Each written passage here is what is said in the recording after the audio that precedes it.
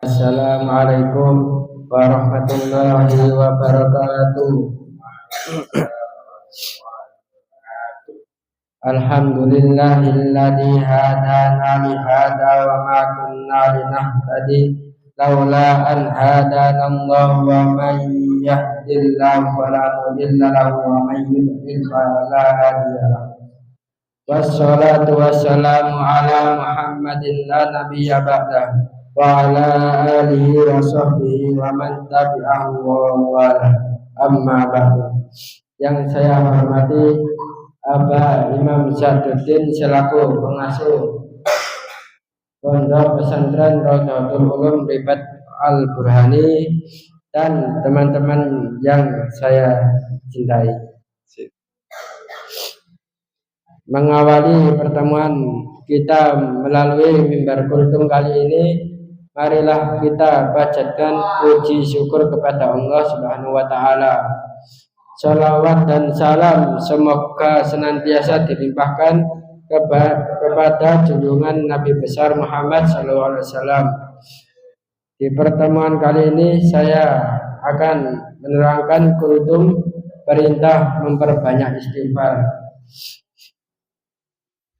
Perintah ini disebutkan dalam Al-Quran, disebutkan dalam hadis riwayat Bukhari bahwa Nabi Muhammad SAW bersabda, "Inni la astaghfirullah wa atubu ilaihi fil yaumi sab'ina marratan." Sungguh aku mohon ampun kepada Allah Subhanahu wa taala dan bertaubat kepadanya dalam sehari 70 kali. Diriwayatkan oleh Imam Muslim, innahu la yughanu ala qalbi fa astaghfirullah ta'ala kulla yaumin mi'atan marratin. Hatiku merasa terhalang, maka aku memohon ampun kepada Allah Subhanahu wa taala 100 kali setiap hari. Diriwayatkan oleh Ibnu Hibban, inna kunna lana'uddu li Rasulillahi sallallahu alaihi wasallam fil majlisil wahidi rabbir firli wa tub alayya innaka antat tawwabur rahim. Innaka antat tawwabur rahim mi'ata marratin. Artinya, sungguh kami menghitung Rasulullah SAW dalam satu majelis membaca, "Ya Tuhanku, ampunilah aku dan terimalah taubatku. Sesungguhnya Engkaulah yang Maha Penerima taubat lagi Maha Penyayang." Beristighfar sebanyak 100 kali. Dalam wasiat Sayyidi Abdul Hasan As-Sadali rahimahullah, ia berkata, hendaklah engkau banyak mengucapkan istighfar meskipun tidak ada dosa. Ambillah pelajaran dari istighfar al-Ma'sum al-Akbar Rasulullah sallallahu alaihi wasallam. Sekalipun beliau telah mendapat kabar gembira dan keyakinan atas pengampunan dosanya yang terdahulu dan yang kemudian, hendaklah banyak mengucapkan istighfar di awal malam dan akhirnya, di awal siang dan akhirnya. Diriwayatkan oleh Ibnu Majah, "Ma min hafidaini yarfa'ani ila Allah Ta'ala fi yaumin sahifatan fayara fi awwali sahifa wa fi akhiriha istighfaran illa qala Allah Ta'ala qad ghafartu li aidi ma baina darafas sahifati fatubali man wajada fi sahifatihi istighfaran kasiran." Artinya, tidaklah dua malaikat pencatat mengangkat lembaran kepada Allah Subhanahu wa taala dalam sehari, lalu melihat pada awal lembaran dan akhirnya kata istighfar, melainkan Allah Subhanahu wa taala berkata, "Aku telah mengampuni dosa-dosa hambaku di antara kedua ujung lembaran."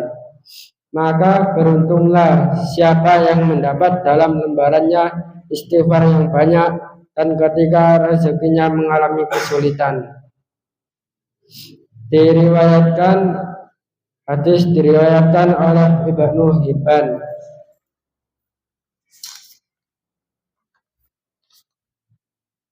Man lazimal istighfara ja'alallahu lahu min kulli daikin makhrajan wa min kulli hammin farajan warzaqahu min haitsu la yahtasib.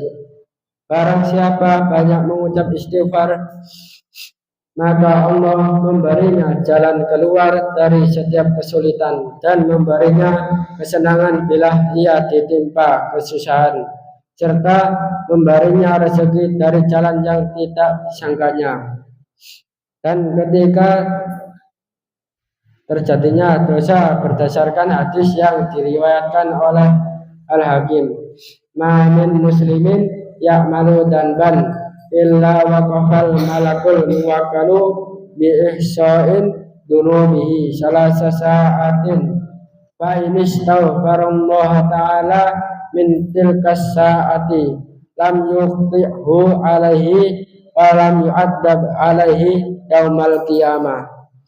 Tidaklah seorang muslim berbuat dosa melainkan berdiri malaikat yang ditugasi mencatat dosa-dosanya dalam 3 saat. Jika ia memohon ampun kepada Allah Subhanahu wa taala dalam salah satu saat itu, maka Allah tidak menuntutnya dan tidak menyiksanya karena dosa itu pada hari kiamat. Maka patutlah hamba memperbanyak istighfar di waktu malam dan siang, baik ia ingat dosanya tertentu atau tidak ingat. Dengan itu hamba merasa aman dari turunnya bencana atas dirinya berdasarkan firman Allah Subhanahu wa taala, "Wa ma kana Allahu mu'adzibahum wa hum yastaghfirun." Artinya, dan tidaklah Allah akan menyiksa mereka sedangkan mereka meminta ampun.